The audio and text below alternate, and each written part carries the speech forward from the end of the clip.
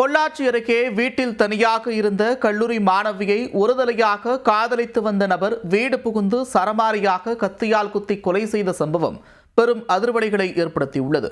ஒருதலை காதல் வெறி கொலையில் முடிந்தது எப்படி?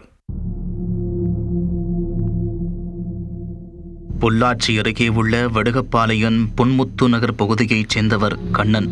இவரது மகள் 19 வயதான அஸ்விதா. இவர் கோவை மலுச்சியம்பட்டி பகுதியில் உள்ள தனியார் கல்லூரியில் 2ஆம் ஆண்டு பயின்று வந்தார். இந்நிலையில் மாணவியை இளைஞர் ஒருவர் ஒருதலையாக காதலித்து வந்ததாக கூறப்படுகிறது. காதல் போதையில் இருந்த அந்த இளைஞர் தொடர்ந்து தொல்லை கொடுத்து வந்த நிலையில் மாணவி விலகி சென்றதாக கூறப்படுகிறது. இந்நிலையில் திங்கட்கிழமை வீட்டில் அஸ்விதா தனியாக இருந்து வந்த நிலையில் திடீரென்று அலறல் சத்தம் கேட்டுள்ளது. அக்கம் பக்கத்தினர் ஓடி சென்று வீட்டிற்குள் பார்த்தபோது உடலின் பல்வேறு இடங்களில் இரத்த காயங்களுடன் மயங்கிய நிலையில் அஸ்விதா கிடந்ததைக் கண்டு அதிர்ந்து போகினர். உடனடியாக அவரது பெற்றோருக்கு தகவல் தெரிவிக்கப்பட்டதை அடுத்து இரத்த வெள்ளத்தில் கிடந்த அஸ்விதாவை மீட்டு பொள்ளாச்சி அரசு மருத்துவமனைக்கு கொண்டு சென்றனர். அவரை அங்கு பரிசோதித்த மருத்துவர்கள் ஏற்கனவே மாணவி உயிரிழந்து விட்டதாக தெரிவித்துள்ளனர். தகவல் அறிந்து சம்பவ இடத்திற்கு வந்த உதவி காவல் கண்காணிப்பாளர் கிருஷ்டி சிங் ஆய்வு செய்து விசாரணை மேற்கொண்டார்.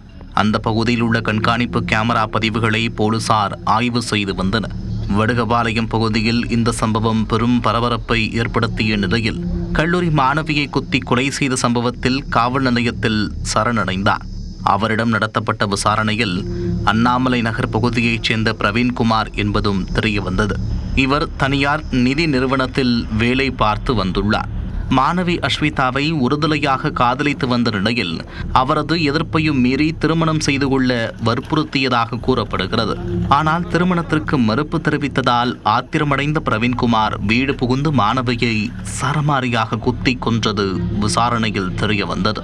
கொலைக்கு காதல் மட்டும்தான் காரணமா அல்லது வேறு ஏதேனும் காரணம் இருக்கிறதா என்பது குறித்து போலீசார் தொடர்ந்து விசாரித்து வருகின்றனர்.